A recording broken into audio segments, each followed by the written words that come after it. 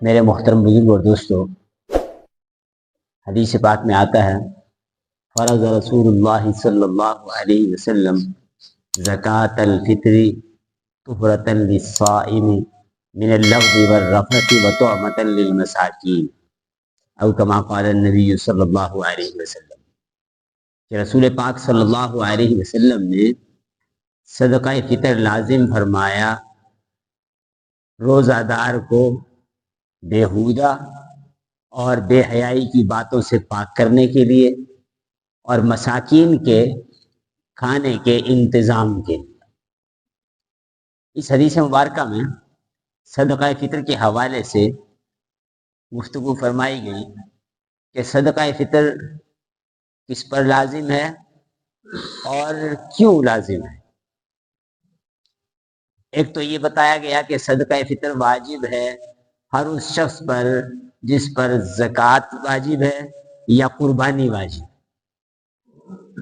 اور دوسری بات یہ بتائی گئی کہ یہ صدقہ فطر کیوں لازم ہے کہ روزے کے اندر انسان سے اونچ نیچ ہو جاتی ہے، بیہودہ گفتگو ہو جاتی ہے، نامناسب بات زبان سے نکل جاتی ہے، انسان سے گناہ صادر ہو جاتے ہیں، تو روزہ دار کا روزہ گناہوں سے پاک اور صاف ہو جائے، صاف ستھرا بہترین ہو جائے۔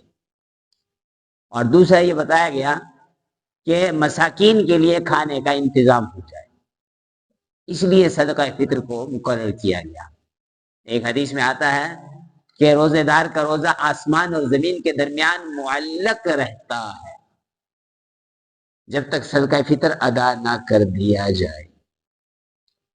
تو صدقہ فطر یہ بھی میرے محترم بزرگ اور دوستوں بہت ضروری ہے، جس پر اللہ نے زکوٰۃ فرض کی ہے یا قربانی واجب کی ہے۔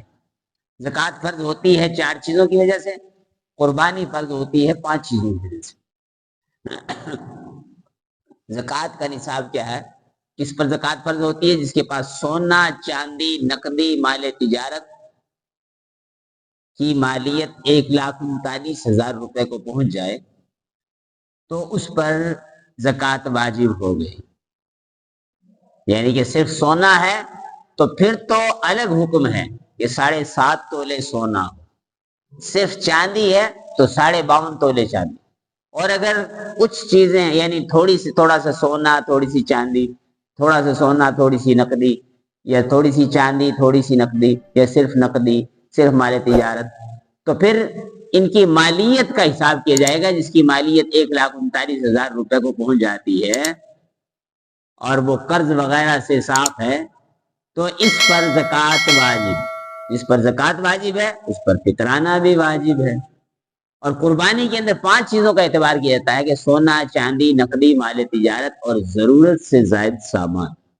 اس کی مالیت اگر 1,39,000 روپے کو پہنچ رہی ہے تو اس پر فطرانہ واجب ہے، اس پر قربانی بھی واجب، فطرانہ بھی واجب۔ تو یہ بتایا گیا کہ کیسے کس پر واجب ہے۔ پھر اس کے بعد اگلی بات یہ ہے کہ کتنا واجب، فطرانہ کتنا واجب ہے۔ صحابہ فرماتے ہیں ہم حضور کے زمانے میں 5 چیزوں سے فطرانہ ادا کیا کرتے تھے: گندم، جو، کھجور، کشمش اور پنیر۔ تو اس کی مقدار بتائی گئی کہ کھجور نصف صاع ہے اور باقی چیزیں 1 صاع۔ اور صاع کی مقدار کتنی ہے؟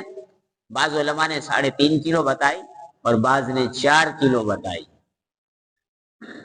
تو اپنی حیثیت کے مطابق، اپنی وسعت کے مطابق فطرانہ ادا کیا جائے۔ عام طور پہ لوگوں نے صرف گندم سے ہی فطرانہ ادا کرنا شروع کر دیا، یہ ٹھیک نہیں ہے۔ حضور پاک صلی اللہ علیہ وسلم کے زمانے میں تو 5 چیزوں سے، بعض لوگ گندم کے ساتھ فطرانہ ادا کرتے تھے، بعض کھجور کے ساتھ، بعض کشمش کے ساتھ۔ تو اپنی حیثیت کو دیکھنا چاہیے۔ ایک بات اپنی حیثیت کو دیکھیں، حیثیت ہے کشمش والی تو کشمش کے حساب سے ادا کریں، حیثیت ہے کھجور والی تو کھجور کے اعتبار سے، اور اگر بالکل نہیں ہے، انتہائی کمزور حیثیت ہے تو پھر گندم کے اعتبار سے ادا کیا جا سکتا ہے۔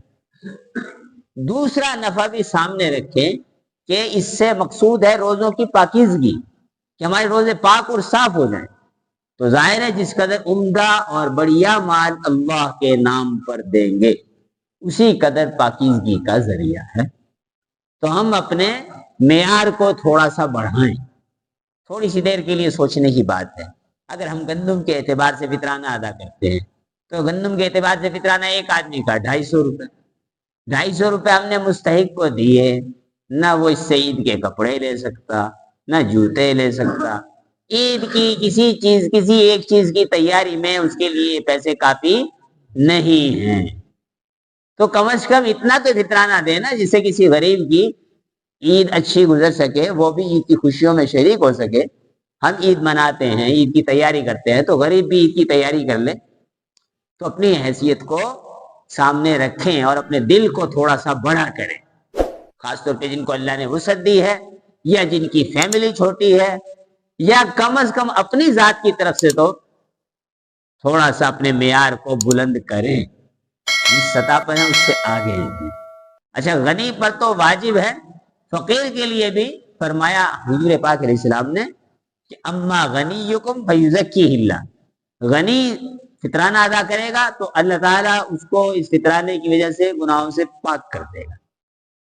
اما فقیرکم فیردہ اللہ تعالی بہ اکثر مما اعطی، اگر فقیر جس پر فطرانہ واجب نہیں ہے وہ بھی فطرانہ ادا کر دیتا ہے تو اس کو بھی کیا فائدہ ہوگا کہ اللہ تعالیٰ اس کو اس سے زیادہ دے دے گا جتنا اس نے دیا ہے۔